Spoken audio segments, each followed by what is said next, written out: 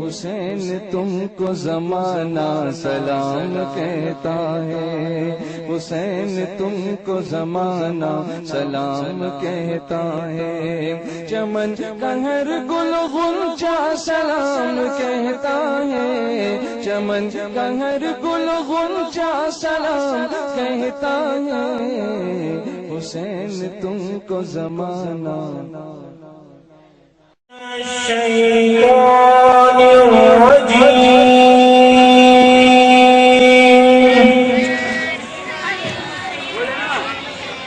بسم اللہ الرحمن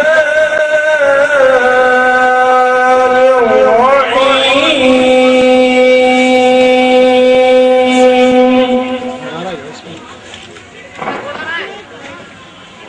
هو اللہ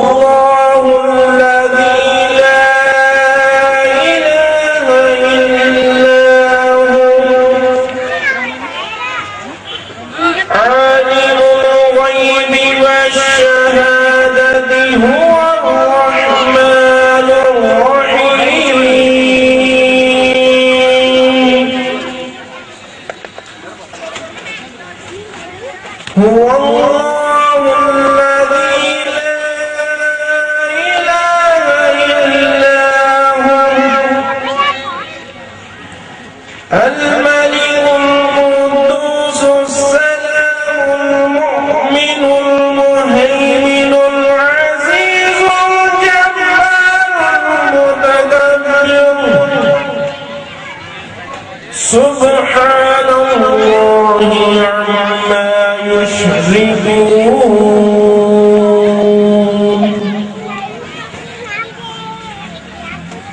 هو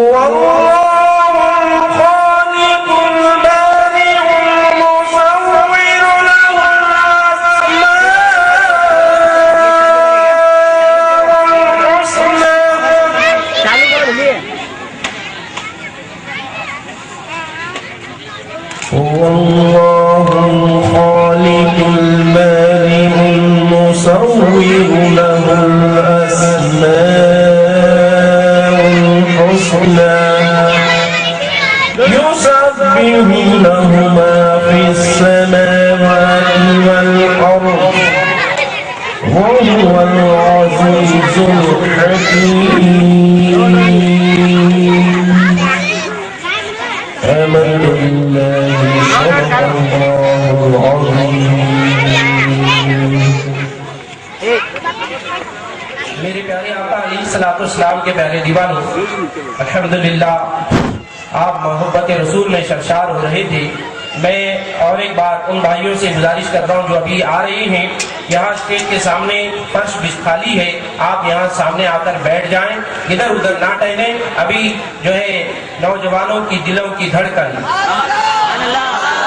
الحمدللہ آپ خطاب سنیں گے، خود محسوس کریں گے کہ واقعی یہ نوجوانوں کی دلوں کی دھڑکن، ان کی تعریف کرنا ایسا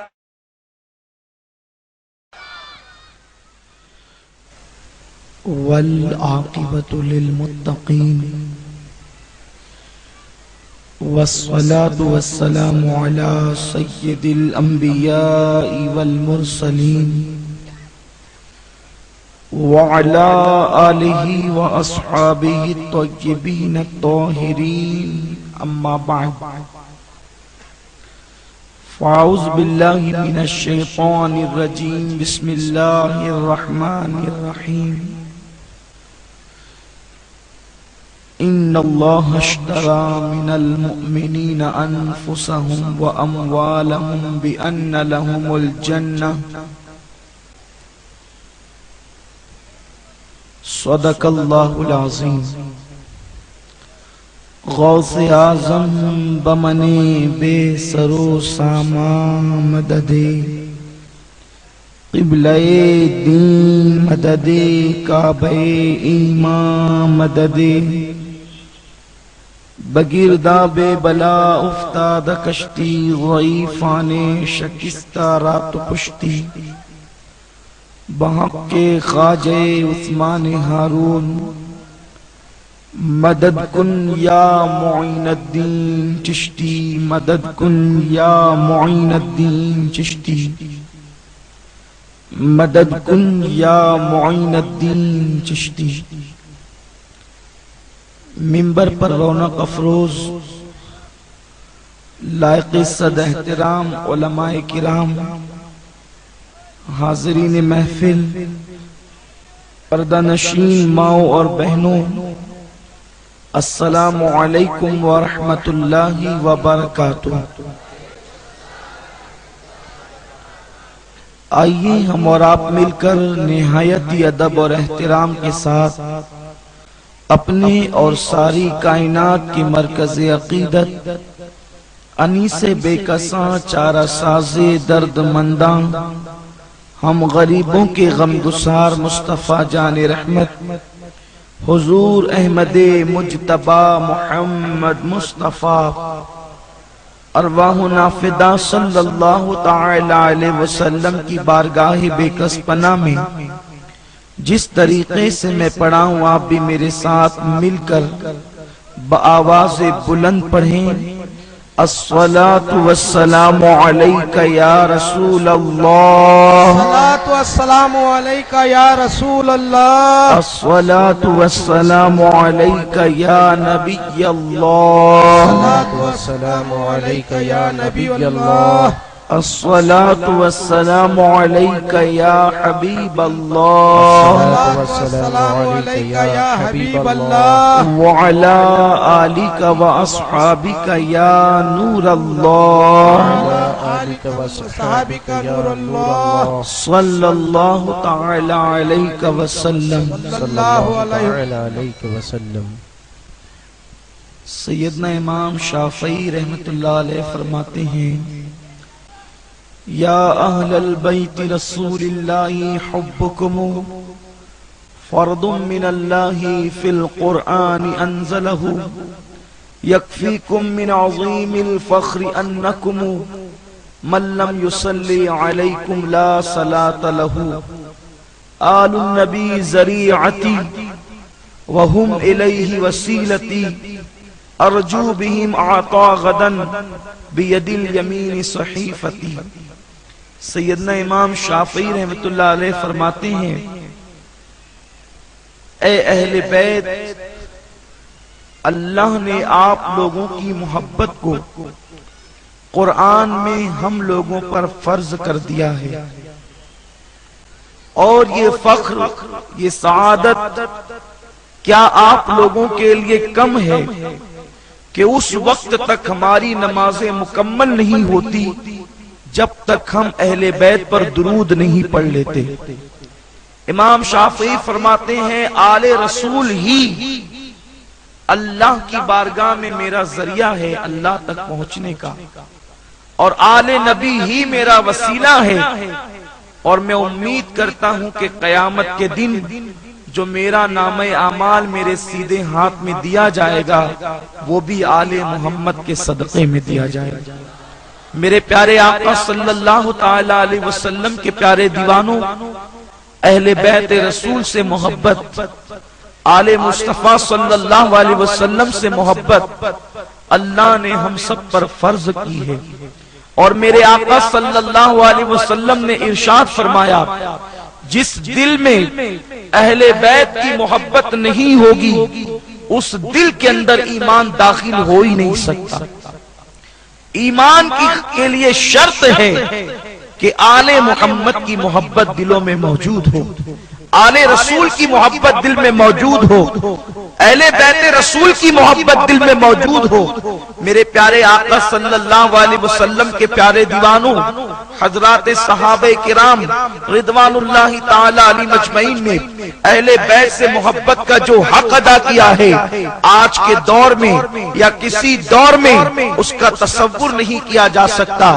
میرے پیارے آقا صلی اللہ علیہ وسلم کے پیارے دیوانوں، اللہ اکبر، امام ذہبی رحمت اللہ تعالی علیہ نقل نقل فرماتے ہیں اپنی کتاب میں کہ ایک مرتبہ نماز جنازہ کے لیے لوگوں نے ایک میت پر حضرت امام عرش مقام امام حسین علی جدی علیہ السلام کو مدعو کیا، آپ کو دعوت دی کہ آپ ایک جنازے کی نماز پڑھائیں۔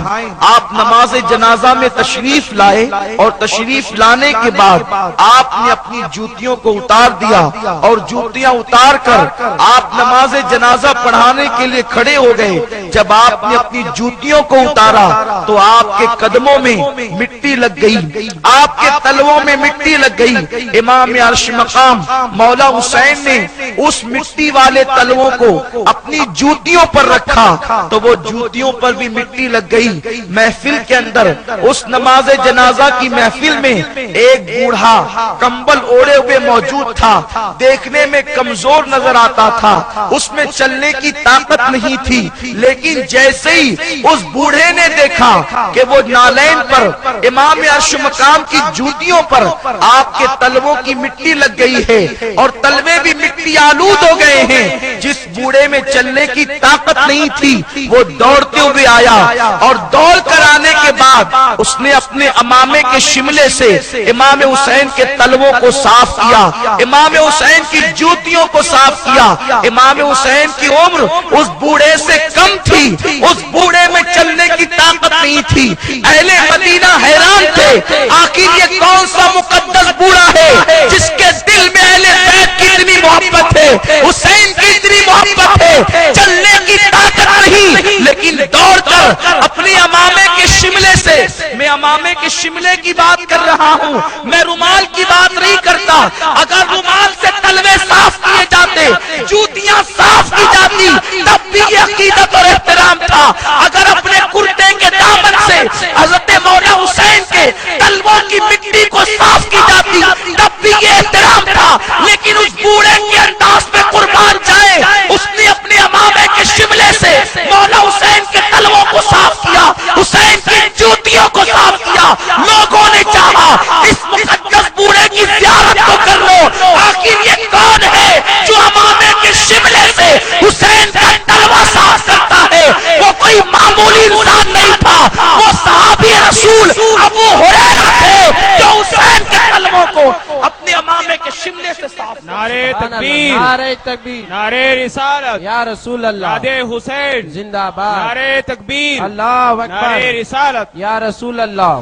امام حسین کے تلووں کو ابو ہریرہ اپنے امامے کے شملے سے صاف کر کے بتا رہے ہیں حسین کی عظمت کیا ہے، عظمت حسین کیا ہے۔ اللہ قرآن میں ارشاد فرماتا ہے ان اللہ اشترى من المؤمنین انفسهم واموالهم بان لهم الجنہ، اللہ نے جنت کے بدلے مومنین کی جان اور مال کو خرید لیا ہے، اور لوگ مومن ہے، حسین ایمان کا نام ہے،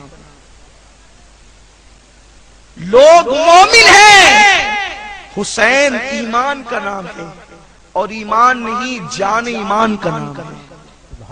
امام حسین کی وہ شان ہے، جب مومنین کی جان اور مال کو اللہ نے جنت کے بدلے خرید لیا ہے، اور مومن اللہ کی مرضی کے بغیر اللہ رب العزت کی رضا جہاں نہ ہو وہاں نہ اپنا مال خرچ کرتا ہے نہ اپنی جان خرچ کرتا ہے۔ مومن سچا وہ ہے جو اپنا مال بھی اللہ کی رضا میں خرچ کرے، اپنی جان بھی اللہ کی رضا میں خرچ کرے۔ تو امام حسین علی جدی علیہ السلام تو وہ حسین ہے۔ اللہ اکبر۔ کوئی پیدا ہوا تو ماں کی گود میں آیا، کوئی پیدا ہوا تو باپ کی گود میں دیا گیا، کوئی پیدا ہوا تو دادا کی گود میں آیا۔ حسین تمہاری عظمتوں پر سلام، تم پیدا ہوئے تو امام الانبیاء کی گود میں ڈالے گئے، اور پھر امام الانبیاء نے کیا کیا؟ اللہ اکبر۔ جب کوئی بچہ پیدا ہوتا ہے تو اس کو پہلی غذا کھلائی جاتی ہے، کسی کو شہد چٹایا جاتا ہے، کوئی بزرگ کے منہ میں کسی کو کھجور چبا کر کے اس بچے کو کھلایا جاتا ہے، لیکن قربان حسین کے لیے شہد کا انتظام نہیں کیا گیا، حسین کے لیے کھجور کا انتظام نہیں کیا گیا۔ میرے آقا نے حسین پاک کے منہ میں اپنی زبان کو داخل کر کے سب سے پہلے حسین پاک کے حلق میں جو چیز پہنچی ہے وہ لعاب مصطفیٰ ہے، اور لعاب مصطفیٰ کی میٹھاس کا عالم کیا ہے، شہد کی حیثیت کیا ہے۔ اگر شہد ایک گلاس پانی میں ڈال دیا جائے اور ایک دو بوند جائے تو شہد کا رنگ پھیکا ہو جاتا ہے، اس کا مزہ ختم ہو جاتا ہے، لیکن میرے رسول کے لعاب کا یہ عالم ہے، اگر کھاری کنویں کے اندر لعاب پڑ جائے تو قیامت تک کے لیے کنواں میٹھا میٹھا ہو جاتا ہے۔ میرے پیارے آقا صلی اللہ علیہ وسلم کے پیارے دیوانوں، وہ لعاب مصطفیٰ جس سے کھاری کنویں میٹھے ہوئے ہیں، میرے آقا علیہ السلام نے چکھایا، اور چکھانے کے مختلف طریقے ہیں، اور بچوں کو بھی لعاب رسول چکھایا گیا ہے، جیسے کہ حدیث پاک میں آتا ہے۔ امام المتکلمین مولانا نقی علی خان علیہ رحمت و رضوان تفسیر علم نشرہ میں لکھتے ہیں کہ اب عورتیں جو ہے عاشورہ کے دن رسول پاک کی بارگاہ میں آتی، آقا بچوں کو اپنا لعاب چکھا دیتے، تو صبح سے شام تک نہ بچوں کو بھوک لگتی نہ پیاس لگتی، اور وہ بچے روتے بھی نہیں تھے، تو اوروں کے بچوں کو بھی لعاب چکھایا گیا۔ لیکن اگر میرے امام کو بھی یوں نکال کر کے چکھا دیا جاتا تو دنیا کہتی یہ تو اور بچوں کا بھی نصیبہ ہے، لیکن حسین تیری عظمتوں پر قربان، نبی نے تجھے چکھانے کے لیے بھی ایک انفرادی انداز کو اختیار فرمایا، حسین کے منہ میں اپنی زبان داخل فرما دی، اللہ کے رسول نے اپنی زبان ڈالی ہے، اور حسین جو ہے رسول اعظم کی زبان کو، اپنے نانا کی زبان کو چوس رہے ہیں۔ اللہ اکبر، خدا جانے اس زبان سے حسین نے کیا کیا لیا اور اللہ کے رسول نے کیا کیا عطا فرمایا، اس لیے کہ وہ زبان کوئی معمولی زبان نہیں ہے۔ وقت کا امام مجدد وقت ارشاد فرماتے ہیں، وہ زبان جس کو سب کن کی کنجی کہے، وہ زبان جس کو سب کن کی کنجی کہے، اس کی نافذ حکومت پہ لاکھوں سلام، وہ دہن جس کی ہر بات وحی خدا، چشمہ علم و حکمت پہ لاکھوں سلام۔ میرے پیارے آقا علیہ السلام کے پیارے دیوانوں، تو امام حسین پہ جو اتنے ناز اٹھائے جا رہے تھے، آپ نے علماء اور مشائخ سے سنا ہے، میں اس کی تکرار نہیں کرنا چاہتا، اس لیے کہ واقعات بتانا میرا مقصد نہیں، آج کا عنوان شہادت حسین کے مقصد کو پیش کرنا ہے۔ میرے پیارے آقا صلی اللہ علیہ وسلم کے پیارے دیوانوں، عشرہ ماہ محرم میں آپ واقعات سن چکے ہیں۔ اللہ اکبر، وہ حسین جس کو چکھایا گیا، زبان چسائی گئی، جس کو کاندھے پہ بٹھایا گیا، جس کے لیے سجدوں کو طویل کیا گیا، وہ حسین جس کے بارے میں آقا فرماتے ہیں، حسین کو تم کیا جانتے ہو؟ ایک دن میرے آقا نے فرمایا، حسین کو تم کیا جانتے ہو؟ لوگ چپ رہے، تو آقا نے اشارہ کر کے فرمایا، یہ جو حسین ہے نا، حسین حسین میں ہوں اور میں حسین ہے۔ میرے پیارے آقا علیہ السلام کے پیارے دیوانوں، اب میں اپنے امام حسین کی شان کیا بیان کروں؟ اللہ کے رسول نے کہہ جو دیا، حسین میں ہے، میں حسین ہوں، یہ حسین میں ہے اور میں حسین ہوں۔ خدا کی قسم، شان رسالت کو بیان کرنے کے لیے اللہ نے کوئی الفاظ ہی پیدا نہیں کیے، زمین پر وہ الفاظ پیدا ہی نہیں ہوئے جو نبی کی حقیقت کو بیان کر سکے۔ تو جب نبی کی حقیقت کو بیان کرنے کے لیے الفاظ پیدا نہیں ہوئے تو حسین کی شان کو بیان کرنے کے لیے بھی اللہ نے کسی الفاظ کو پیدا نہیں کیا۔ حسین کیا ہے؟ اگر یہ کہ حسین امام، حسین مقتدی، حسین پیشوا، حسین ناطق قرآن، حسین بے مثال، حسین امام، حسین حافظ، حسین عالم، حسین مفسر، حسین محدث، یہ سب کہہ کر بھی میرا دل نہیں بھرتا، کیونکہ نبی نے جو کہہ دیا یہ میں ہے اور میں یہ ہوں، تو میں دو جملوں کے اندر ان کی شان میں خراج پیش کرنے کی کوشش کرتا ہوں۔ جو کہوں محدود ہے، پھر حسین کون ہے؟ تو یہ کہہ کر خدا پہ چھوڑتے حسین حسین ہے، حسین حسین ہے۔ امام حسین کی عظمتوں کا اندازہ کون لگائے؟ جس کا بابا علی ہو، جس کی ماں فاطمہ ہو، وہ بے مثال ماں باپ، وہ فاطمہ جس کے بارے میں آقا فرمائے الفاطمہ بدغۃ منی، فاطمہ میرے جگر کا ٹکڑا ہے۔ خدا کی قسم نبی کا تلوہ وہ ہے، نبی کے تلوے سے لگی ہوئی نالین کی شان یہ ہے۔ علامہ فیض احمد اویسی رحمت اللہ علیہ لکھتے ہیں جب میرے آقا معراج پر نالین پہن کر گئے تو نالین کو عرش نے بوسہ دیا تو عرش کی معراج ہو گئی، نالین کو عرش چومے تو عرش کی معراج ہو جائے۔ میں اگر سیدہ فاطمہ کو عرش کہوں تو میں ان کی شان نہیں سمجھتا، اس لیے کہ عرش تو اس کا نام ہے جو نالین مصطفیٰ کو چوم کر کے معراج پاتا ہے۔ نالین مصطفیٰ کو چوم کر جسے معراج ملے وہ عرش ہے، تو پھر فاطمہ کیا ہے؟ اگر میں یہ کہوں کہ فاطمہ عرش کے برابر ہے تو پھر فاطمہ کی شان کیا؟ کیونکہ فاطمہ نبی کے قدموں سے لگی ہوئی کسی نالین کا نام نہیں ہے، فاطمہ نبی کے تلووں سے لگی ہوئی کسی مٹی کا نام نہیں ہے، بلکہ شیخ عبدالحق محدث دہلوی فرماتے ہیں آقا کے جسم اقدس سے جو مٹی لگی ہے وہ مٹی کا مقام کعبے سے افضل ہے، حتیٰ کہ عرش سے افضل ہے۔ ارے اگر مٹی نبی کے تلووں سے لگ جائے، نبی کے جسم سے لگ جائے، وہ عرش سے افضل ہو جاتی ہے۔ تو فاطمہ کسی مٹی کا نام نہیں، فاطمہ نبی کے جگر کے ٹکڑے کا نام ہے۔ ارے جب نبی کے تلوے کے برابر عرش نہیں ہو سکتا تو نبی کے جسم کے برابر کون ہو سکتا ہے؟ اور میں نبی کے جسم کی بات نہیں کرتا، رسول کے جسم کا جو بادشاہ ہے جسے دل کہتے ہیں، آقا فرماتے ہیں فاطمہ میرے دل کا ٹکڑا ہے۔ ارے نبی کے دل کے برابر کوئی شے ہو نہیں سکتی، فاطمہ کے برابر کون ہو سکتا؟ الفاطمہ بدغۃ منی، اس فضیلت میں صدیق اکبر، فاروق اعظم، عثمان غنی، مولا علی کوئی شامل نہیں۔ یہ وہ جزوی فضیلت ہے سیدہ کو، حالانکہ ہم اہل سنت ہے، خلافت بلا فصل ہے، انبیاء کے بعد سب سے افضل صدیق ہے، لیکن جزوی فضیلتوں میں کوئی کسی سے اگر آگے نکل جائے تو اس پہ اعتراض نہیں۔ یہ حضور کی شان ہے، جس کو چاہے جو عطا کر دے۔ اسی لیے تو ایک مرتبہ ماں عائشہ نے کہا کاش اللہ مجھے عورت بنا کر پیدا نہ کرتا۔ یہ کون کہہ رہا ہے؟ جس کے بستر پہ قرآن نازل ہوتا ہے۔ عورتوں میں تمام امہات المومنین میں ایک عورت کو یہ شان حاصل ہے جس کے بستر پہ اللہ قرآن نازل کرتا ہے، وہ ماں عائشہ ہے۔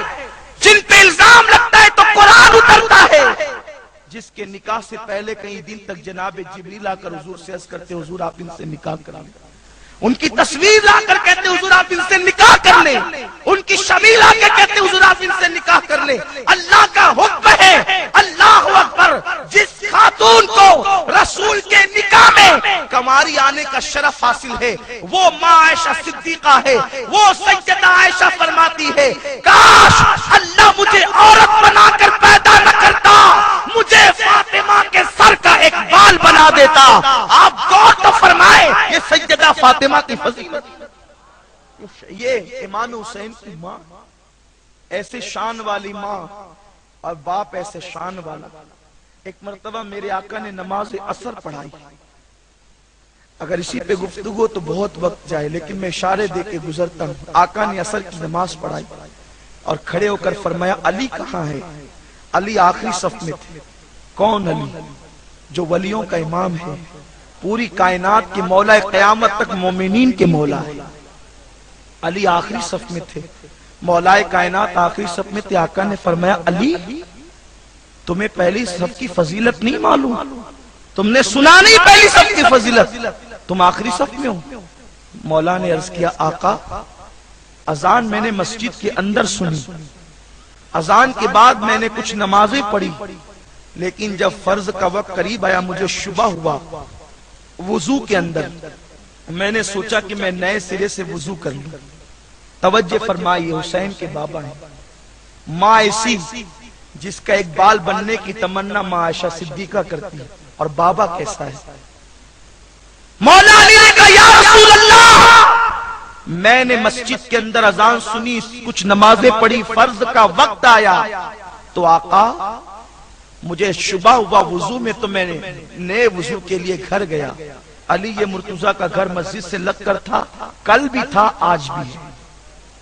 حجرہ عائشہ سے لگا ہوا جو حجرہ فاطمہ ہے، آپ جائیں گے مسجد نبوی میں تو آج بھی موجود ہے، وہی مکان تھا مولا علی کا۔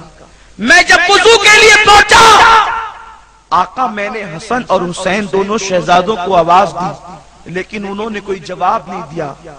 پھر اس کے بعد میں نے دیکھا کہ ایک بندہ آیا، نورانی صورت والا، اس نے پانی کا تشت میرے سامنے پیش کیا، میں نے پانی سے وضو کیا تو دوسرے نے مجھے تولیہ پیش کیا، اس کی شکل بھی بڑی نورانی تھی۔ آقا پھر چونکہ مجھے نماز جماعت چھوٹنے کا خوف تھا، میں جلدی سے جماعت میں آیا تو حضور سید عالم صلی اللہ علیہ وسلم آخری رکعت میں تھے۔ آقا نے پوچھا علی وہ دونوں کون تھے؟ جو ایک پانی لے کر آیا تھا، دوسرا تولیہ لے کر آیا تھا۔ علی نے عرض کیا حضور میں تو نظر بھر کے دیکھا نہیں، میری پوری توجہ نماز کی طرف تھی، میرا پورا خیال نماز کی طرف تھا، کہیں جماعت نہ چھوٹ جائے، جماعت نہ چھوٹ جائے۔ اس توجہ کی وجہ سے میں نے ان پہ توجہ نہیں کی۔ آقا فرماتے علی جو پانی کا برتن لے کر تجھے وضو کرانے آیا تھا وہ جبریل تھا، اور جو تولیہ لے کر آیا تھا وہ میکائیل تھا۔ غور فرمائیں جس کے بابا کو وضو کرانے جبریل آتے ہوں، جس کو تولیہ پیش کرنے کے لیے میکائیل آتے ہوں، یہ حسین پاک کے بابا ہیں۔ اب غور فرمائیں ایسی شان والا بندہ، ایسی شان والا آقا، ایسی شان والا مولا، اللہ کا وہ برگزیدہ بندہ جسے دنیا حسین کہتی ہے، اللہ نے انہیں پیدا اس مقصد کے لیے فرمایا تھا کہ حسین حق اور باطل میں تمیز کر دے، حق و باطل میں امتیاز پیدا کر دے۔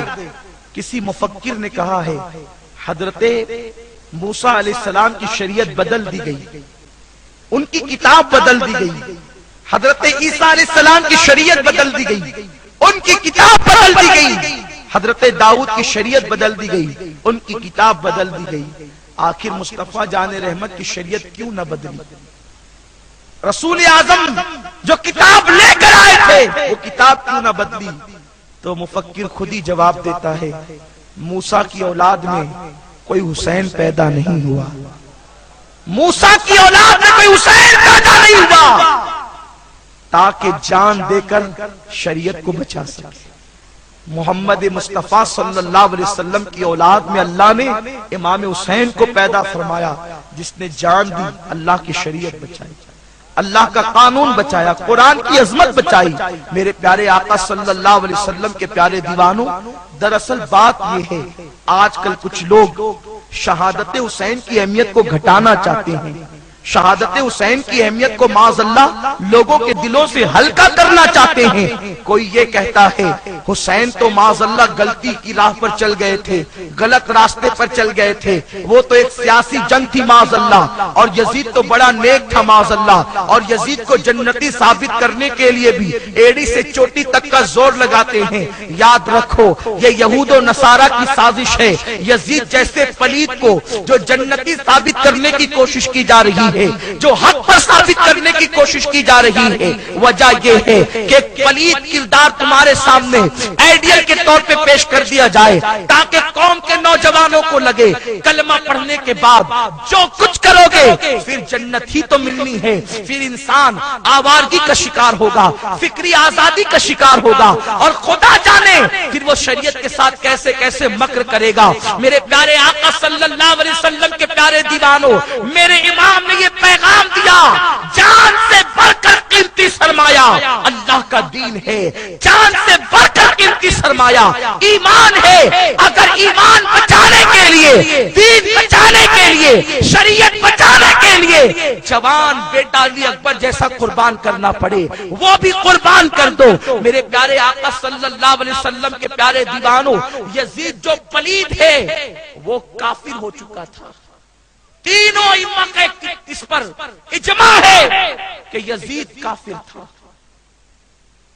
یزید نے بہت ساری چیزوں کو تبدیل کرنے کی کوشش کی، وہ کلمہ تو پڑھتا تھا، کلمے کے پس پردہ ہر وہ برائی کرتا تھا، جس کو بیان کرتے ہوئے کلیجہ منہ کو آتا ہے۔ قاضی ثناء اللہ پانی پتی رحمت اللہ علیہ تفسیر مظہری میں لکھتے ہیں کہ یزید نے شعر کہا تھا، اگر محمدی بن کر شراب پینے کی اجازت نہیں تو عیسائی بن کر شراب پی لیا کرو۔ وہ شراب کا اتنا دل دادا تھا، وہ شراب سے اتنی محبت کرتا تھا کہ اس نے کہا اگر شراب پینے کے لیے عیسائی بننا پڑے تو عیسائی بن جاؤ۔ اور اس ظالم پلید نے یہ بھی کہا تھا کہ محمد پر کوئی وحی نہیں آئی، محمد پر کوئی فرشتہ نہیں آیا۔ حکومت کو حاصل کرنے کے لیے محمد نے نبوت کا ڈھونگ رچایا تھا۔ آپ اٹھا کر پڑھیں بزرگوں کی کتاب، بزرگوں کی تحقیق اٹھا کر پڑھیں۔ یزید وہ پلید تھا۔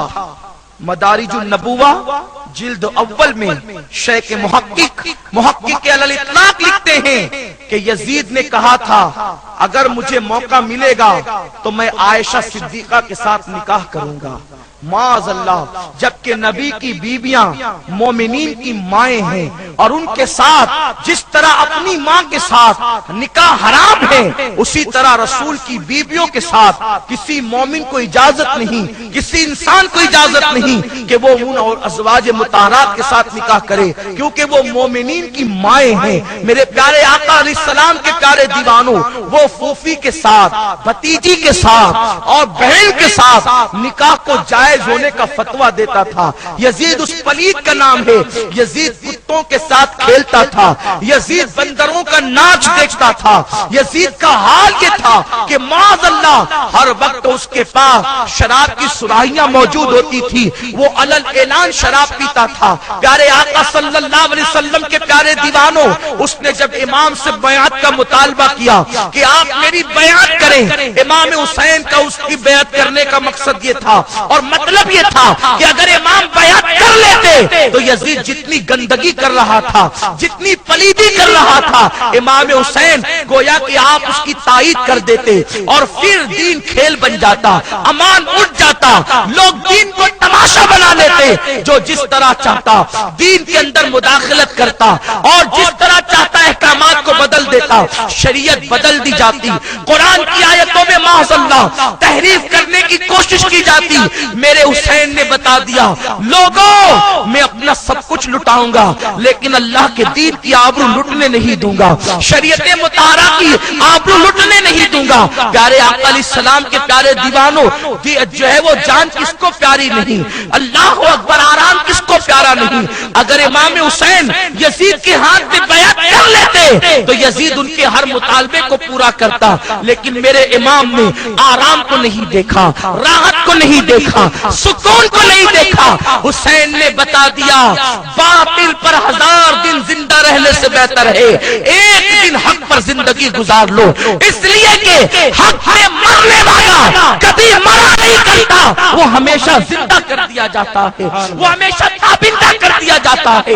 میرے پیارے آقا صلی اللہ علیہ وسلم کے پیارے دیوانوں، آج لوگ دلیلیں پیش کرتے ہیں، تقریروں میں کہتے ہیں یار جنہوں نے بیعت کی تھی وہ بھی تو صحابہ کی اولاد تھے، پھر انہوں نے کیوں بیعت کی تھی؟ صرف حسین ہی نے تو انکار کیا تھا۔ یہی ہم آپ کو بتانا چاہتے ہیں۔ تاریخ اٹھا کر دیکھو، جو لوگ 61 ہجری میں بیعت کرتے ہیں یزید کی، وہ 63 میں یزید کی بیعت توڑ دیتے ہیں، سب نے توڑ دی۔ عبداللہ ابن حنظلہ غسیل الملائکہ فرماتے ہم نے اس وقت یزید کی بیعت توڑ دی جب ہمیں یقین ہو گیا اگر ہم یزید کی بیعت نہ توڑیں گے تو اس کی بدکاریوں کی وجہ سے ہم پہ اللہ کا عذاب آ جائے۔ انہوں نے 3 سال کے بعد بیعت کیوں توڑی؟ یہی فرق ہے، یہی فرق ہے۔ امام حسین نے رسول کی زبان چوسی تھی۔ 3 سال پہلے امام حسین نے جو دیکھ لیا دوسروں کو 3 سال کے بعد نظر آیا۔ یہ ہے معاملہ فہمی، یہ ہے دوربین نگاہ، یہ ہے دور اندیشی۔ امام حسین نے جن خطرات کا اندازہ پہلے کر لیا تھا ان خطرات خطرات کا اندازہ اوروں کو بعد میں ہوا، تبھی تو حالات یہ پیدا ہوئے، کسی نے اپنا امامہ اتار کر کے پھینکا، کسی نے اپنا جوتا اتار کر کے پھینکا اور یہ کہا جیسے میں نے اپنا امامہ اتار کے پھینک دیا ہے ویسے میں نے یزید کی بیعت کو پھینک دیا، کسی نے جوتا اتار کر کہا جیسے میں نے جوتا اتار کے پھینک دیا ویسے میں نے یزید کی بیعت کو توڑ دیا، یزید کی بیعت کو پھینک دیا۔ میرے پیارے آقا صلی اللہ علیہ وسلم کے پیارے دیوانوں، یہ حالات کیوں پیدا ہوئے؟ 3 سال کے بعد ان کو حالات کا اندازہ ہوگا، اگر ان کو بھی 3 سال پہلے حالات کا اندازہ ہوتا تو وہ بھی بیعت نہ کرتے۔ یہ حسین کی شان کے خلاف تھا، بیعت کر کے توڑ دینا۔ حسین نے پہلے ہی انکار کر کے بتا دیا۔ اوروں کی نظر 3 سال کے بعد جہاں پہنچتی ہے، نواسے رسول کی نظر 3 سال پہلے وہاں پہنچ جاتی ہے۔ میرے پیارے آقا صلی اللہ علیہ وسلم کے پیارے دیوانوں، امام شریعت کو تحفظ دینا چاہتے تھے، امام شریعت کو بچانا چاہتے تھے، لیکن آج امام علی مقام کی شہادت کے مقصد کو قوم مسلم فوت کر رہی ہے، قوم مسلم اس کو بلا رہی ہے۔ چند رسموں کے اندر گھر کر کے، چند رسموں کی پابندی کر کے لوگ حسین اعظم کے خون کی سرخی کو ہلکا کر دینا چاہتے ہیں۔ جب امام علی مقام کی شہادت کے ایام آتے ہیں، لوگ چند ڈرم شربت بنا دے، کھچڑا تیار کر لیں، نیاز بنا لے اور اس کے بعد چند محفلوں کا انعقاد کر کے سوچتے ہیں ہم نے تو خون حسین کا حق ادا کر دیا۔ میرے پیارے آقا علیہ السلام کے پیارے دیوانوں، میں شربت کا مخالف نہیں، میں کھچڑے کا مخالف نہیں، وہ لوگ بدبخت ہیں جو حسین کی شربت سے روکتے ہیں، حسین پاک کی نیاز سے روکتے ہیں۔ خدا کی عزت و جلال کی قسم، بخاری شریف کی حدیث ہے، اگر کوئی فاحشہ عورت ایک کتے کو پانی پلا دے تو اس پر اللہ اسے جنت عطا کرتا ہے۔ ارے جب کتے کو پانی پلا کر جنت ملتی ہے، حسین کے نام پر سنیوں کو شربت پلانے سے کیا نہیں مل سکتا؟ یقیناً ہم منع نہیں کرتے، لیکن میرے پیارے آقا علیہ السلام کے پیارے دیوانوں، شربت کے چند ڈرم حسین کے خون کی سرخی کا بدلہ نہیں ہو سکتے۔ وہ معصوم علی اصغر جو 6 مہینے کی ننھی سی جان تھی، وہ ننھی سی پسلیوں والا، وہ معصوم سا بچہ، میرے پیارے آقا علیہ السلام کے پیارے دیوانوں، میں جناب امام علی اصغر کو معصوم لغوی معنی میں کہہ رہا ہوں، اس معنی میں نہیں کہتا جس معنی میں انبیاء کو کہا جاتا ہے۔ پیارے آقا علیہ السلام کے پیارے دیوانوں، تمہارے گھر کے اندر بھی ننھے ننھے بچے ہیں، اگر بیوی کھانا پکا رہی ہے اور بچے روتے ہیں، اس وقت تم تڑپ جاتے ہو اور بیوی سے کہتے ہو سارے کام چھوڑ دو، بچہ رو رہا ہے پہلے اس کا مطالبہ پورا کرو، اس کی بھوک کو مٹا دو۔ میرے پیارے آقا علیہ السلام کے پیارے دیوانوں، لیکن میدان کربلا میں امام حسین نے بتایا اصغر کی پیاس سے زیادہ قیمتی حسین کے نزدیک رسول کی شریعت ہے، اللہ کا قانون ہے، اللہ کی کتاب ہے۔ اے سنی مسلمانوں، امام حسین کے نام کے نعرے لگانے والوں، یزید گناہ میں تم سے 2 قدم پیچھے ہے بعض مقامات پر، اور تم یزید سے 4 قدم آگے ہو بعض مقامات پر۔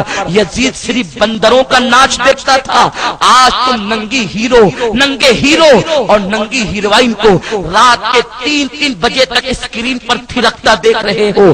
اللہ اکبر! یزید کا حال یہ تھا، وہ کے ساتھ کھیلتا تھا، آج تم انٹرنیٹ پر ننگے انسانوں کے ساتھ کھیل رہے ہو۔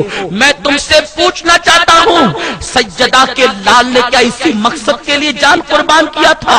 10 دن حسینی بن کر 355 دن معاذ اللہ یزید کے کردار کو زندہ کرنے والوں، حسین کو کفن میں بھی رلانے کے لیے آئے ہو۔ اگر یزید اور یزیدی میرے حسین کو دکھ پہنچاتے ہیں تو میرے لیے کوئی تعجب کی بات نہیں، اس لیے کہ دشمن ہوتا ہی ہے نقصان پہنچانے کے لیے، دشمن ہوتا ہی ہے دکھ پہنچانے کے لیے۔ سنیو، جب تمہارے گھر سے میوزک کی آواز آتی ہوگی، جب تمہاری بیٹیاں بے پردہ گھروں سے نکلتی ہوگی، جب تمہارے گھروں کے اندر ہیرو ہیروئن ننگے تھرکتے ہوں گے، اس وقت تو کفن میں حسین کے دل پر کیا گزرتی ہوگی؟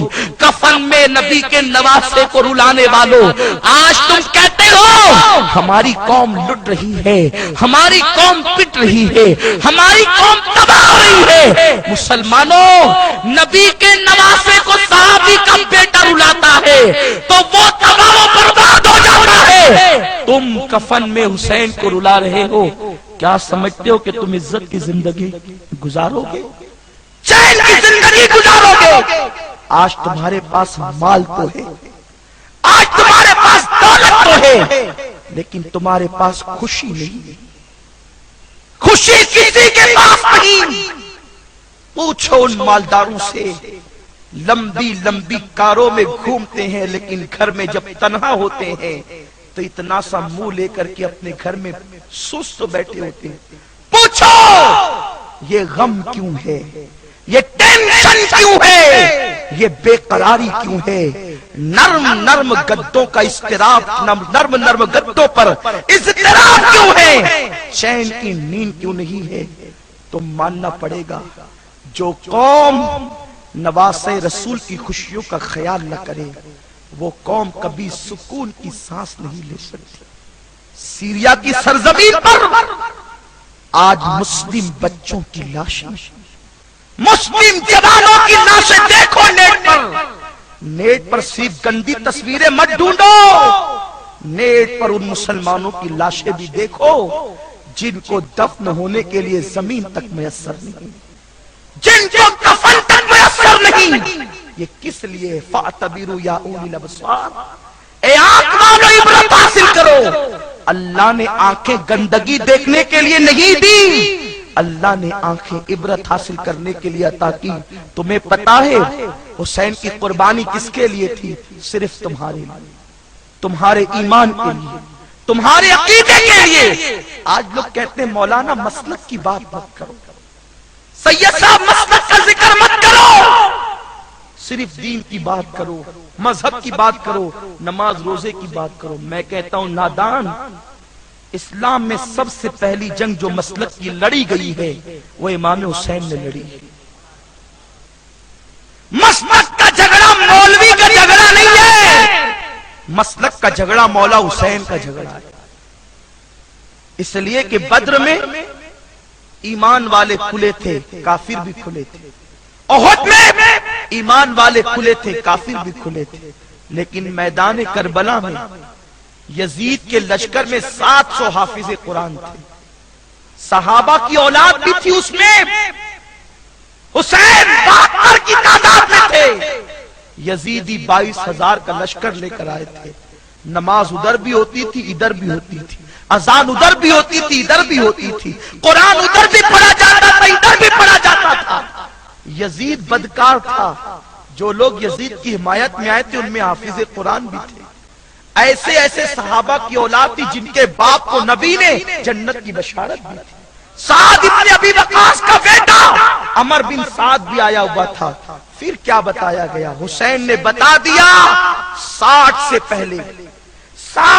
پہلے داڑھی حقانیت کی علامت ہے، 60 سے پہلے نماز حقانیت کی علامت ہے، 60 سے پہلے کلمہ حق والوں کی پہچان ہے، مگر سنو 60 کے بعد داڑھی مت دیکھنا، ٹوپی مت دیکھنا، امامہ مت دیکھنا، حافظ مت دیکھنا، عالم مت دیکھنا، محدث مت دیکھنا، مفسر مت دیکھنا۔ حسین نے بتا دیا پیمانہ دے رہا ہوں، جدھر نبی اور آل نبی کی محبت ہے وہی حق پر ہے، جہاں آل نبی کی محبت نہیں وہ باطل ہے۔ نعرے تکبیر، اللہ اکبر، نعرے رسالت، یا رسول یاد اللہ، حسین زندہ باد، نعرے تکبیر، اللہ اکبر، نعرے رسالت، یا رسول اللہ۔ میرے پیارے آقا صلی اللہ تعالی علیہ وسلم کے پیارے دیوانوں، امام علی مقام نے بتایا حق کو پہچاننے کے لیے نبی اور آل نبی کو دیکھا جائے گا۔ نبی اور نبی کی محبت کہاں ہے، نبی اور اہل بیت کی محبت کہاں ہے، یہ دیکھا جائے گا۔ ذرا سوچو تو صحیح، آج ہم محبت کے دعوے دار تو ہیں، محبت کا دعویٰ کرنے کے باوجود بھی ہماری پوزیشن یہ ہے، ہمارا حال یہ ہے، ہم نے امام علی مقام کی شہادت کے مقصد کو فوت کر دیا۔ امام نے شریعت کے تحفظ کے لیے، امام نے شریعت کے تحفظ کی خاطر، امام نے قرآن کے تحفظ کی خاطر، امام نے نماز کے تحفظ کی خاطر اپنا بچہ قربان کر دیا۔ میں پوچھنا چاہتا ہوں اللہ اللہ اکبر، امام حسین کا بیٹا ہمارے بیٹوں کی طرح نہیں تھا، آپ کے بیٹے کی طرح نہیں تھا۔ کسی کا بیٹا خوبصورت ہی تو ہوتا ہے، لیکن میرے حسین کا بیٹا جسے دنیا علی اکبر کہتی ہے وہ ہم شبیہ رسول تھے، وہ مصطفیٰ کریم کی صورت کے جو ہے وہ ہم شبیہ تھے۔ اللہ اکبر، انہیں تصویر مصطفیٰ کہا جاتا تھا۔ خاندان رسالت میں علی اکبر کا احترام اس طرح کیا جاتا تھا۔ اللہ اکبر، جب آقا دنیا سے بظاہر تشریف لے گئے تو لوگ، خاندان کے لوگ سیدہ فاطمہ کی صورت کو دیکھ لیتے اور اپنے دل کو تسلی دیتے۔ جب سیدہ دنیا سے تشریف لے گئی، لوگ امام حسن کی صورت کو دیکھ لیتے، ان کی صورت رسول کی صورت کے بہت مشابہ تھی، اسی لیے تو امام اہل سنت کہتے ہیں ایک سینے تک مشابہ، ایک وہاں سے پاؤں تک حسن سبتین ان کے جاموں میں ہے نیما نور کا، امام حسن مجتبی سینے تک مشابہ۔ اس کے بعد جب امام حسن کی شہادت ہو گئی تو علی اکبر ہم شکل رسول تھے، ہم شبیہ رسول تھے۔ حضرت عباس، یہ عباس کون ہے؟ علی یہ مرتضیٰ کی دوسری بیوی کے بیٹے ہیں۔ سیدہ فاطمہ رضی اللہ تعالی عنہ نے مولا علی کو وصیت کی تھی، علی میرے بعد تم نکاح تو کرو گے، لیکن جب نکاح کرنا تو بہادر گھرانے کی عورت سے کرنا۔ مولا علی نے کہا فاطمہ نکاح تو سیرت اور صورت کی بنیاد پہ کیا جاتا ہے، یہ بہادر گھرانے کی عورت سے نکاح کرنے کی کیا بات کر رہی ہو؟ سیدہ نے عرض کیا علی مجھے کربلا یاد آتا ہے، جب کوئی نہیں ہوگا میرا حسین کربلا میں شہید ہوگا، اور آپ بہادر گھرانے کی عورت سے نکاح کرو گے تو اس سے اللہ بہادر بیٹے عطا فرمائے گا جو میرے حسین کے کربلا میں کام آئیں گے۔ تو یہ عباس اونچے چوڑے انتہائی بہادر تھے، علی کے بیٹے تھے۔ جب علی اکبر کے ساتھ مدینہ منورہ کی سرزمین پر چلتے، عباس کا قد لمبا تھا، علی اکبر کا قد میانہ تھا۔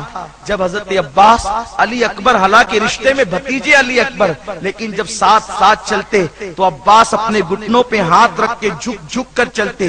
کیوں جھک کر کے چلتے تھے؟ جب کسی نے پوچھا عباس یہ علی اکبر تمہارے بھتیجے ہیں، جب تم ان کے ساتھ چلتے ہو تو جھک کر چلتے ہو، کیوں چلتے ہو؟ عباس کہتے ہیں علی اکبر تصویر مصطفیٰ ہے، میں اٹھ کر چلنے میں علی کی بے ادبی سمجھتا ہوں کہ میرا سایہ تصویر نبی پر پڑ جائے گا، اس لیے جھک کر چلتا ہوں تاکہ میرا سایہ تصویر مصطفیٰ پر نہ پڑنے پائے۔ آپ غور فرمائیں، یہ احترام تھا جناب علی اکبر کا۔ وہی علی اکبر میدان کربلا میں نانا کے دین کے لیے شہید ہوتے ہیں، ان کی شہادت کتنی دردناک ہے آپ نے علماء سے سنا ہوگا۔ میں صرف اشارہ دے کر مقصد شہادت حسین کے حوالے سے آپ کے دل کے اندر کچھ فکر پیدا کرنے کی کوشش کرنا چاہتا ہوں۔ وہاں مقصد کیا تھا؟ جناب مولا علی اکبر جب مولا حسین کی بارگاہ میں آئے، بابا مجھے کربلا کی دھرتی پر جنگ کی اجازت عطا فرمائے۔ آپ نے کہا نہیں بیٹے میں تجھے اجازت نہیں دے سکتا۔ اللہ اکبر،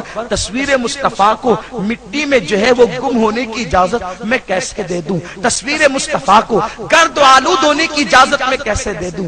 علی اکبر نے اپنے بابا سے کہا بابا مگر نانا کے دین کا معاملہ ہے۔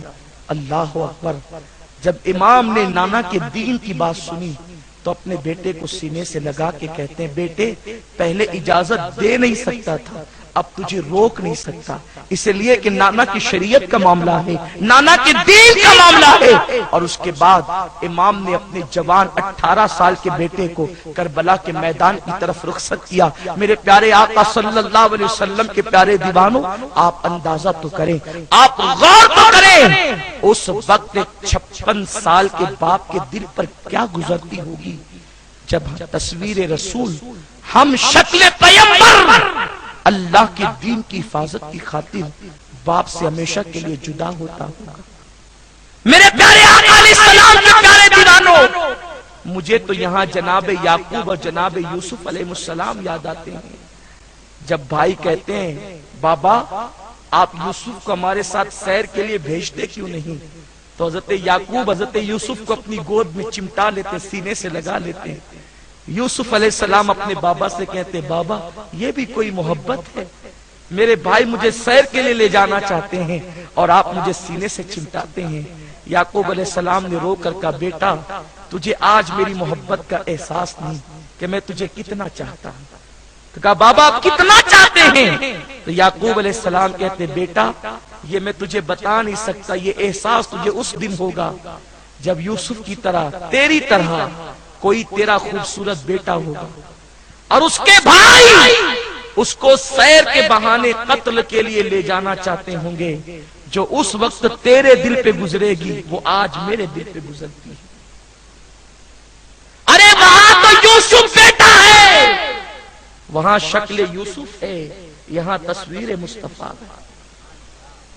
چہرے کی بات کر رہا ہوں، مقام کی بات نہیں کرتا۔ کوئی غیر نبی کے برابر نہیں ہو سکتا، لیکن جناب یوسف کی صورت ان کی صورت ہے، اور یہاں تو ہم شکل رسول ہیں۔ امام کے دل پہ کیا، مگر دین کی خاطر، شریعت کے تحفظ کی خاطر اس امت نے اس قربانی کو فراموش کر دیا۔ آج سر پہ ٹوپیاں رکھنے میں شرم آتی ہے، نبی پاک کی سنت پر کے مطابق لباس پہننے میں شرم آتی ہے، اور اگر ہیرو کان میں بالیاں ڈال لے تو ہماری قوم کے جوان کو بالیاں پہننے میں شرم نہیں آتی۔ مجھے بتاؤ تو صحیح، حضور سے بھی زیادہ کوئی تمہیں چاہ سکتا ہے؟ آقا سے بھی زیادہ کوئی تم سے محبت کر سکتا ہے؟ نادانو، کسی ہیرو کے دروازے پر جاؤ گے تو شاید تمہیں اندر آنے کی اجازت بھی نہ دے، لیکن یہ میرے رسول ہیں جو کسی پل تمہیں فراموش نہیں کرتے۔ ماں عائشہ صدیقہ فرماتی ہے پوری رات امت کے لیے کھڑے ہوتے ہیں، پیروں پہ ورم آ جاتے ہیں اور کبھی کبھی پیر پھٹ جاتے ہیں اور خون نکلنے لگتا ہے۔ آقا زندگی کے جو ظاہری آخری لمحات تھے اس وقت تو کچھ نمازیں بیٹھ کر پڑھنے لگے تھے۔ ایک دن ام المومنین ماں عائشہ نے پوچھا یا رسول اللہ صلی اللہ تعالی علیہ وسلم، میرے ماں باپ آپ پہ قربان، آقا اب کچھ نمازیں آپ بیٹھ کر پڑھتے ہیں۔ آقا کہتے ہیں عائشہ میری امت کے غم نے مجھے بوڑھا کر دیا۔ جو رسول ہمارے غم میں اپنی طاقت کے حوالے سے فرمائے کہ امت کے غم نے مجھے بوڑھا کر دیا، اس رسول صلی اللہ علیہ وسلم کے گھرانے کی قربانی ہم نے فراموش کر دی۔ کیا وہ قربانی تھی؟ مولا علی اکبر ہم شبیہ رسول جب میدان جنگ میں پہنچے ہیں اور آپ جو ہے وہ شہید ہونے کے قریب آ گئے، آپ کے بدن پر کئی تیر لگے۔ علامہ ابن عساکر بیان فرماتے ہیں کہ ایک تیر مولا علی اکبر کے سینے میں لگا تھا اور اسی تیر کی وجہ سے آپ زمین پر آ گئے تھے، گویا تصویر رسول زمین پہ آ گئی۔ آپ نے اپنے والد کو پکارا بابا میری مدد کے لیے آئیں۔ جب مولا حسین اپنے جوان بیٹے کی مدد کے لیے پہنچے ہیں تو حضرت مولا علی اکبر اپنے پیروں کو زمین پر رگڑ رہے تھے پیاس کی وجہ سے۔ حسین نے اپنے بیٹے کی یہ کیفیت دیکھی، سر کو زانوں پہ رکھ لیا اور اپنا ہاتھ اپنے بیٹے کے چہرے پہ پھیرا۔ مولا علی اکبر نے آنکھیں کھولی اور بابا کا چہرہ جب سامنے آیا تو آنکھ میں آنسو تھے۔ کہتے تھے بابا زندگی میں جو مانگا آپ نے دیا، آج آپ کا بیٹا علی پانی کے چند قطروں کا سوال کرتا ہے، بابا پانی پلاؤ۔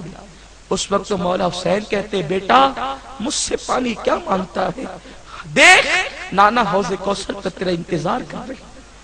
مولا حسین نے جب اپنے بیٹے علی اکبر سے یہ کہا تو علی اکبر نے فوراً مضمون کو تبدیل کیا اور کہتے ہیں بابا یہ جو تیر سینے میں لگا ہے نا یہ بہت تکلیف دیتا ہے، آپ اس تیر کو نکال دیں، میں آپ کو یقین دلاتا ہوں میں پھر ان سے جا کر لڑنے کی طاقت رکھتا ہوں۔ میرے امام نے اپنے 56 سالہ بڑھاپے کی قوت کو اکٹھا کیا۔ وہ حسین جس نے بہت غم دیکھے تھے، نانا کے وصال کا غم، ماں کے وصال کا غم، باپ کی شہادت کا غم، بھائی کی شہادت کا، باپ کی شہادت کا غم تو وہ غم تھا۔ کوفہ جو شیعان علی کا مرکز کہلاتا ہے، جب علی مرتضی شہید ہوئے تو یہ تاریخ بڑی تاریخ ہے، حضرت علی کی جنازے کی نماز میں 3 سے زیادہ لوگ بھی نہیں آ سکے. یہ غم حسین نے دیکھے تھے, یہ غم حسین نے محسوس کیے تھے. کوفہ کی زمین اتنی تنگ کر دی گئی تھی کہ علی یہ مرتضیٰ کی قبر بنانے کی اجازت تک نہ تھی. اس کے بعد بھائی کا غم دیکھا, بھائی کے جنازے پہ تیر دیکھے, نانا کے قدموں میں دفن کرنے کے لیے لے کر گئے تو حجرے رسول میں دفن کرنے کی اجازت نہیں دی گئی. یہ سارے غموں کو دیکھ کر بھی امام حسین اتنے حوصلہ مند تھے کہ 56 سال کی عمر تک حسین پاک کے داڑھی اور سر کے بال کالے تھے.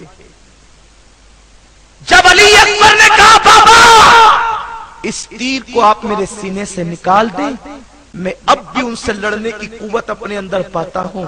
امام نے اپنی پوری طاقت کو اکٹھا کیا اور اس کے بعد اپنے 18 سال کے جوان بیٹے کے سینے سے جب آپ نے تیر نکالا ہے, علی اکبر کی ایک چیخ نکلی اور ہمیشہ کے لیے میدان کربلا میں خاموش ہو گئی. جب امام نے اس تیر کی انی کو دیکھا آنکھ میں آنسو آ گئے. عجیب منظر تھا, پشت زمین نے دیکھا, چشمے فلک نے دیکھا کہ اس تیر کی انی پر علی اکبر کے دل کا ٹکڑا آ گیا تھا. جس وقت امام نے دیکھا آپ کے سر اور داڑھی کے بال جو ہے وہ سفید ہو گئے. اپنے بیٹے کا لاشا جب خیمے تک لاتے ہیں تو سر اور داڑھی کے بال سفید ہو جاتے ہیں. زینب جناب شہربانو اور رباب سے کہتی ہے دیکھو تو صحیح حسین پر بیٹے کا غم کتنا چھایا کہ میرا بھائی حسین بوڑھا ہو گیا. بیٹے کے غم نے حسین کو بوڑھا کر دیا. تم بھی بیٹے کے باپ ہو, اس قربانی کو کون محسوس کرے گا؟ امام علی مقام نے بہت قربانیاں دی, لیکن ساری قربانیوں میں آپ نے اپنے گھر کا ماحول بنایا تھا. سب چلا جائے, شریعت مطہرہ کا دامن ہاتھ سے نہ چھوٹے.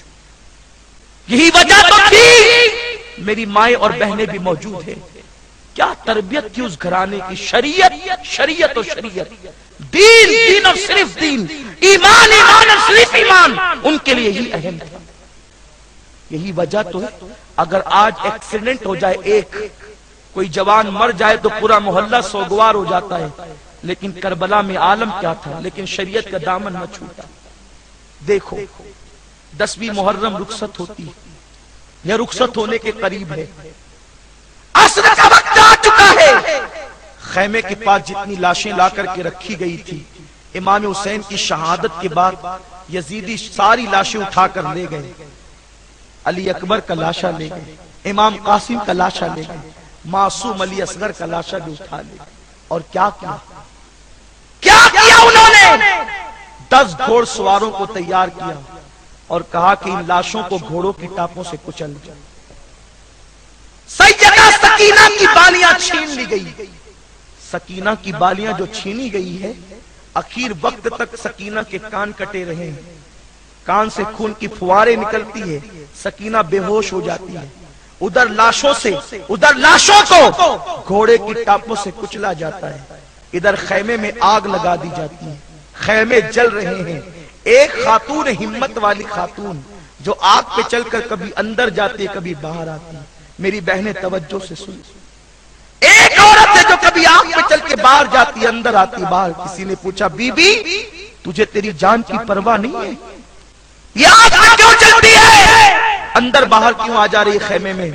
تو کہتی ہے کیا کروں, اس خیمے میں میرا ایک بیمار بھتیجا ہے زین العابدین علی اوسط, اگر وہ خیمے میں جل گیا میرے بھائی حسین کی لاش, میرے بھائی حسین کی نسل کس سے چلے گی؟ اگر یہ بھی لاش میں تبدیل ہو گیا, اس کو بھی موت آ گئی, حسینی سیدوں کا سلسلہ کیسے جاری ہوگا؟ زینب نے اپنی پوری قوت کو اکٹھا کیا اور امام زین العابدین کو اپنے کاندھے پر ڈال کے آگ پر چلتے ہوئے باہر ان کو لاتی ہے. یہ سیدہ زینب کا کردار, یہ غم ہے. بیویوں کی چادریں چھین لی گئی, لاشوں پہ گھوڑے دوڑ رہے ہیں. آل محمد کے کفن کے لیے کپڑے تک میسر نہیں, ان کی قبروں کے لیے کربلا کی زمین تنگ کر دی گئی ہے. اللہ اکبر. ادھر خوشیوں کا ماحول ہے, ریت اڑ رہی ہے, دین کے وقت تارے نظر آ گئے اور یوں لگا کہ عصر کا وقت جو ہے وہ ختم ہونے کے قریب ہے. اس وقت سیدہ زینب کی آواز بیویوں کو آئی, اے بیویوں عصر کا وقت ختم ہونے کے قریب ہے. نانا کی حدیث ہے کہ جس نے جان بوجھ کر عصر کی نماز چھوڑ دی اس کے اعمال برباد کر دیے جاتے ہیں. مدینے سے لے کر یہاں تک جتنی مصیبتیں تم نے اٹھائی ہے, اگر تم عصر جان بوجھ کر چھوڑ دو گی تو کہیں اللہ تمہارے اس عمل کو ضائع نہ کر دے. بہت رو چکی ہو اور بہت رونا باقی ہے, پہلے اٹھو نماز پڑھو. اب بھی تم پر نماز معاف نہیں ہے, پہلے نماز پڑھو. بیویوں نے اسی حالت میں نماز پڑھی. انہیں شریعت کا کتنا خیال ہے. یہاں تو نرم نرم گدوں پر نمازیں چھوٹتی ہے, شادیوں کی محفلوں میں نماز چھوٹتی ہے. عورتیں شادی میں اس لیے وضو کر کے نماز نہیں پڑھتی کہ جو میک اپ کر کے آئی ہے وضو کرنے سے دھل جائے گا. جو قوم اپنے مصنوعی میک اپ پر نماز کو ترجیح نہ دے وہ قوم عزت کے ساتھ کیسے جیے گی, وہ قوم وقار کے ساتھ کیسے جیے گی. ان کے نزدیک یہ تو فرض تھی نماز. انہوں نے کربلا کی دھرتی پر چھوٹی چھوٹی سنتوں کو بھی ترک نہیں کیا. آئیے اپنی گفتگو کو سمیٹتے ہوئے عرض کروں, میدان کربلا میں سب لٹ گئے. سوچو نہ ان عورتوں کے دل پہ کیا گزرتی. عورتوں کا دل تو کمزور ہوتا ہے, بہت کمزور. چوہے کو مردہ دیکھ لے تو کھانا نہیں کھاتی, چپکلی دیکھ لے تو ڈر جاتی ہے. وہ خواتین جن کے گھر میں جبریل اجازت کے بغیر نہ آتے ہیں, وہ خواتین جن کے دوپٹوں کو کبھی چاند و سورج نے نہ دیکھا, وہ خواتین جن پر ان کی آل پر درود پڑا جاتا ہو نماز میں, وہ عورتیں مقدس عورتیں ان کے دوپٹے چھینے گئے, سکینہ کے چہرے پہ تماچے لگائے گئے, لاشوں پہ گھوڑے دوڑائے گئے. جب رات ہو گئی, رات کے وقت بچے رو کر بے ہوش ہوتے ہیں. سیدہ زینب کے ہاتھ میں ایک ٹوٹا خنجر ہے. زینب کہتی ہے بیبیوں کل تک کہ تم اپنے چہروں کو دوپٹوں سے چھپاتی تھی, اب تمہارے دوپٹے چھین لیے گئے. اللہ نے تمہیں بال اس لیے دیے کل تک جو پیچھے رکھتی تھی اب وہ چہرے پہ ڈال لو, مگر اب بھی اپنے چہروں کو پردے میں رکھو, اب بھی اپنے چہروں کو چھپاؤ. ایک ٹوٹا خنجر زینب کے ہاتھ میں لے کر پہرا دیتی ہے. ایسے میں ان بدبختوں کو خیال آتا ہے کہ وہ بیویاں اور جو بچے بھوکے اور پیاسے ہیں وہ یزید کے قیدی ہیں معاذ اللہ. اگر ان کو کھلاؤ گے پلاؤ گے نہیں تو وہ مر جائیں گے. جب مر جائیں گے تو ہم یزید کے سامنے کیا پیش کریں گے؟ ہمیں یزید کے سامنے کچھ پیش کر کے تحفہ تو لینا ہے, ابن زیاد کے سامنے پیش کر کے تحفہ تو لینا ہے. اس لیے ان کو کچھ کھلاؤ پلاؤ تاکہ وہ زندہ رہیں تو ہمیں انعام ملے. کسی نے کہا وہ بیویاں اتنی باغیرت ہے وہ تمہارا کھانا پینا قبول نہیں کرے گی. تو کسی نے کہا کہ ہمارے خیمے میں حر کی بیوی موجود ہے, حر کی بیوی کو بھیجو. یہ حر کی بیوی کیوں تھی وہاں؟ یزیدیوں میں یہ حسینی کیوں تھی؟ اس لیے تھی کہ حر جو تھا وہ 1000 کا لشکر لے کر امام کو گرفتار کرنے آیا. اس نے کہا میں تمہیں گرفتار کروں گا. آپ نے فرمایا مجھے گرفتار کرے گا تو؟ اس نے کہا ہاں. آپ نے فرمایا حر تیری ماں تجھ پہ روئے تو مجھے گرفتار کرے گا؟ حر نے کہا یا حسین آپ نے میری ماں کو بہت سخت بات کہہ دی. اگر آپ کی جگہ کوئی میری ماں کو یہ جملہ کہتا نا تو میں بھی پلٹ کر اس کی ماں کو کہتا, لیکن میں آپ کی ماں کو کچھ نہیں کہوں گا کیونکہ آپ کی ماں فاطمہ ہے, نبی کی بیٹی ہے. حر کا یہ جملہ اللہ کو پسند آیا. میرے رب نے فرمایا جو فاطمہ کے احترام میں جملہ کہہ دے پھر وہ جہنم میں کہتے جائے. جو فاطمہ آقا فرماتے ہیں میں نے اپنی بیٹی فاطمہ کا نام فاطمہ اس لیے رکھا جو فاطمہ سے محبت کرتا ہے اللہ اس پر جہنم کی آگ کو حرام فرما دیتا ہے. حور نے ایک جملہ احترام فاطمہ میں کہا, اللہ کو ادا پسند آ گئی اور جب حر جنگ کے لیے تیار تھا تو جہنم کے شعلوں سے نکل کر اچانک حر امام کے قدموں میں آ کر کے جنتی بن گئے. جو ایک جملہ تعظیم فاطمہ میں کہے خدا اسے جہنم میں جانے نہیں دیتا. جو ساری زندگی آل محمد کی غلامی کرے وہ جہنم میں کیسے جائے؟ عبداللہ ابن مسعود کہتے ہیں آل محمد کی ایک دن کی محبت 1 سال کی عبادت سے بہتر ہے. 1 سال کی نفل عبادت سے بہتر ہے. میرے پیارے آقا علیہ السلام کے پیارے دیوانوں، تو عرض کر رہا تھا حور اچانک جنگ کے ماحول میں آ گئے تھے تو حور کی بیوی ادھر تھی. لوگوں نے کہا حور کی بیوی کو بھیجو، یہ پانی لے جائے گی، یہ بیویوں کو دے گی. حور کی بیوی رات کے سناٹے میں پانی لے کر کے آئی. سیدہ زینب نے ٹوٹا ہوا خنجر آگے کیا، فرمایا خبردار آگے نہ بڑھنا. حور کی بیوی نے کہا بی بی میں حور کی بیوی ہوں، آپ کی کنیز ہوں، کچھ بات کرنا چاہتی ہوں. آپ نے اجازت دے دی. اس نے ٹھنڈا ٹھنڈا پانی کٹورے میں نکالا اور کہا بی بی یہ پانی لے لو. سیدہ زینب جیسی پانی کو دیکھا، 3 دن کے بعد سیدہ زینب نے پانی کو دیکھا، آنکھ میں آنسو تھے. فرمایا حور کی بیوی اب کیوں آئی؟ جب میرا معصوم بھتیجا اصغر پانی کے لیے تڑپتا تھا، جب وہ پانی کی خاطر پیر زمین پہ رگڑتا تھا، اس وقت تو کہاں تھی؟ جب میرا بچہ علی اکبر پانی کے لیے تڑپ تڑپ کر دنیا سے گیا، اس وقت تو کہاں تھی؟ میرا بھائی حسین پیاسا شہید کیا گیا، تو کہاں تھی؟ لے جائے پانی، ہم پانی نہیں پیئیں گے. حور کی بیوی نے کہا بی بی تمہیں سیدہ فاطمہ کا واسطہ میرا پانی قبول کر، ورنہ وہ میرا مذاق اڑائیں گے. کہ آل محمد کی کنیز سے آل محمد نے پانی بھی قبول نہیں کیا. جب ماں کا نام سنا سیدہ زینب نے پانی قبول کیا، اور پانی قبول کرنے کے بعد آپ کہتی ہے قربان 3 دن کی پیاسی ہے. پیاس کی شدت تو ہے نا، لیکن اللہ اکبر فرماتی ہے مجھے نانا کی حدیث یاد آتی ہے کہ جب کھانے پینے کی چیز آئے پھوفی حور کی بیوی نے پانی لایا تو کیا تم لوگوں نے پانی پی لیا؟ سیدہ زینب نے کہا بیٹی نہیں، کیونکہ نانا کی حدیث ہے جب کھانے پینے کی چیز ملے تو پہلے چھوٹوں کو پلاؤ، پہلے چھوٹوں کو کھلاؤ، پھر تم خود کھانا پینا. بیٹی ہم کیسے پی لیتے نانا کی سنت کے خلاف؟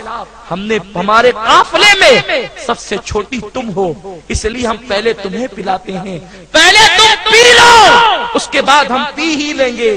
سکینہ نے جب اپنے نانا کی حدیث کو سنا، 7 سال کی بچی، 7 سال کی بچیوں کو شعور کیا ہوتا ہے؟ جب نانا کی حدیث سن لی سکینہ نے کٹورا لے کر، پانی کا کٹورا لے کر پیا نہیں، کھڑی ہو گئی اور دوڑ کر کربلا کی طرف جانے لگی.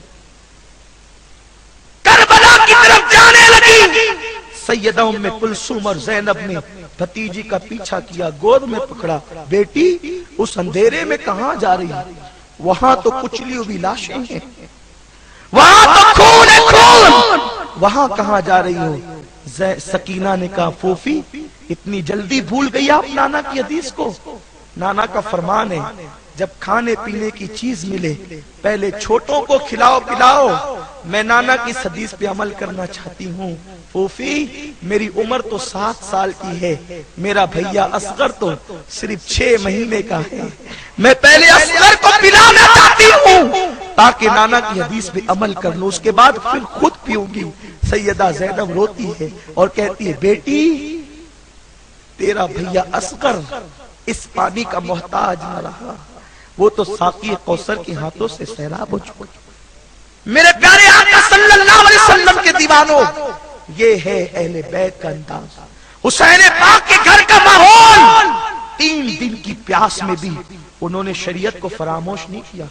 آقا کی چھوٹی سے چھوٹی سنت، حضور کی کوئی سنت چھوٹی نہیں ہے، لیکن عرف کے اعتبار سے آپ کو سمجھانے کے لیے کہہ رہا ہوں، آقا کی چھوٹی سے چھوٹی سنت جس پر بہت تاکید نہیں آئی ہے انہوں نے اس پہ بھی عمل کر کے بتایا کہ آل محمد کے غلاموں کو کس طرح زندگی گزارنا چاہیے. جب آل محمد کی زندگی کا یہ عالم ہے تو غلاموں کی زندگی کا عالم کیا ہونا چاہیے. مسلمانوں آج حجام کی کرسی پر بیٹھ کر جو روزانہ داڑیاں مڈاتے ہو اور اپنے آپ کو اسمارٹ بنانے کی کوشش کرتے ہو، یہ یزیدی کمبخت ہی تو ہے جنہیں داڑیوں سے نفرت تھی۔ حضرت ابو سعید خدری فرماتے ہیں جب یزیدی میرے گھر کو لوٹنے کے لیے آئے اور میرے گھر کو لوٹنے کی کوشش کی مگر کچھ نہیں پایا، تو انہوں نے میرے چہرے پہ تماچے مارے اور ایک ایک بال میری داڑھی کا اکھاڑ لیا اور میرے چہرے سے داڑھی کو مون دیا، ختم کر دیا داڑھی کو۔ آخری دم تک حضرت ابو سعید خدری روتے تھے کہ میری خوبصورت داڑھی کو یزیدیوں نے ختم کر دیا۔ آج تم یزیدی مشن کو پورا کرنے میں لگے ہو۔ میرے پیارے آقا علیہ السلام کے پیارے دیوانوں، کل فاطمہ نے اگر خون حسین کا سوال کر لیا تم سے، کیا جواب دو؟ ہمارے پاس جواب کیا ہوگا؟ میرے پیارے آقا صلی اللہ علیہ وسلم کے پیارے دیوانوں، امام علی مقام کی شہادت ہمیں دعوت دے رہی ہے، ہمیں اپنی زندگی کو بدلنا ہوگا، ہمیں شریعت مطہرہ کے مطابق زندگی گزارنا ہوگا۔ ارے سچے حسینی بن جاؤ، جو دیکھے گا وہ تم پر نثار ہونا چاہتا۔ حسین نے شہادت کے بعد بھی دین کی خدمت کی، جب نیزے پہ قرآن پڑھ کے سنایا، عیسائیوں کو ایمان کی دولت نصیب ہو گئی، لوگوں کو ہدایت نصیب ہو گئی۔ اس لیے سنی دعوت اسلامی یہ چاہتی ہے کہ ہر مسلمان امام علی مقام کا پیروکار بن جائے۔ امام نے جس مقصد کے لیے جان قربان کی، اس مقصد کو ہم پورا کریں۔ عجیب بات ہے، امام اللہ کی رضا کے لیے مدینے سے کربلا تک کا سفر کرتے ہیں، ہم حسینی ہونے کے بعد گھر سے نکل کر مسجد تک نہیں جاتے۔ مسجدوں کو ویران کیا ہم نے۔ کب بدلیں گے؟ کب تبدیل ہوں گے؟ کب انقلاب آئے گا؟ مسلمانوں، یہ کربلا کی داستان صرف سننے سنانے کے لیے نہیں، زندگیوں میں انقلاب کے لیے ہے۔ سچی توبہ کرو، پلٹو کردار حسین کی طرف، پلٹو سنت رسول کی طرف۔ سنی دعوت اسلامی کا مقصد اجتماع میں صرف بھیڑ اکٹھا کرنی نہیں ہے، بلکہ انقلاب مقصد ہے۔ عشق رسول کا انقلاب، فکر کا انقلاب، سوچ کا انقلاب۔ اپنے دل و دماغ کو، اپنی فکر کو، اپنی سوچ کو مصطفیٰ کریم کی پابند بنا دو۔ سوچو بھی تو مغربی تہذیب کے مطابق نہیں۔ نادانو، مغرب کے پیچھے کیا چل رہے ہو؟ مغرب میں سورج بھی جاتا ہے تو غروب ہو جاتا ہے، تم کیسے تر سکتے؟ جو سورج مغرب میں جا کے غروب ہو جاتا ہے، تم چاہتے ہو کہ مغربی تہذیب پہ چل کر تمہیں ترقی مل جائے گی، عروج مل جائے گا؟ نہیں، ہرگز نہیں۔ اگر عروج ملے گا مصطفیٰ کریم کی سنتوں میں ملے گا، نمازوں کی پابندی میں ملے گا، امام علی مقام کی زندگی کو مشعل راہ بنانے میں ملے گا۔ پیارے آقا علیہ السلام کے پیارے دیوانوں، اسی مقصد کو لے کر سنی دعوت اسلامی نگر نگر، قریہ قریہ، بستی بستی جو ہے وہ اپنی شاخوں کے قیام کے بعد انقلاب چاہتی ہے۔ ہر نوجوان کو علی اکبر کی جوانی کا تقدس دینا چاہتی ہے، ہر جوان کو امام قاسم کی فکر دینا چاہتی ہے، ہر عورت کو سیدہ زینب کی کنیز بنا دینا چاہتی ہے۔ تحریک کا مقصد یہ ہے، اس مقصد کو پورا کرنے کے لیے آپ سنی دعوت اسلامی کا ساتھ دیں، تحریک سنی دعوت اسلامی کا تعاون کریں۔ یہ تحریک علماء کرام اور مشائخین و سادات کی سرپرستی میں آگے بڑھ رہی ہے، اور الحمدللہ سنی دعوت اسلامی کا بین الاقوامی سالانہ سنی اجتماع ہر سال وادی نور آزاد میدان میں منعقد ہوتا ہے۔ ان سال بھی انشاءاللہ وادی نور آزاد میدان میں 13، 14 اور 15 دسمبر کو سنی دعوت اسلامی کا عالمی اجتماع آزاد میدان بمبئی میں ہوگا۔ آپ سے میری گزارش ہے، ہر سال کی طرح ان سال بھی آپ کثیر تعداد میں دوست و احباب کے ساتھ اجتماع میں شرکت کریں، اپنے دوست و احباب کو بھی اس کی دعوت دیں، بڑی تعداد میں پہنچیں، اس لیے کہ میرے آقا صلی اللہ علیہ وسلم فرماتے ہیں، جو لوگ دین کی راہ میں سفر کرتے ہیں اور وہ لوگوں کے قدم گرد آلود ہو جاتے ہیں، اللہ ان قدموں پر جہنم کی آگ کو حرام فرما دے۔ سبحان اللہ۔ اس لیے امام عالی مقام کے اس مشن کی تحریک کو زندہ کرنے کے لیے اور عظیم بنانے کے لیے میری گزارش ہے کہ آپ اس دعوت کو خوب عام کریں. یاد رکھیں 13 تاریخ کو اجتماع صرف عورتوں کے لیے ہوگا، 14 اور 15 کو اجتماع مردوں کے لیے ہوگا. اللہ تعالی ہم سب کو کہنے سننے سے زیادہ عمل کی توفیق عطا فرمائے. دوران گفتگو اگر کوئی غلطی ہو گئی ہو اللہ تعالی معاف فرمائے. وما علینا الا البلاغ. السلام علیکم ورحمۃ اللہ وبرکاتہ.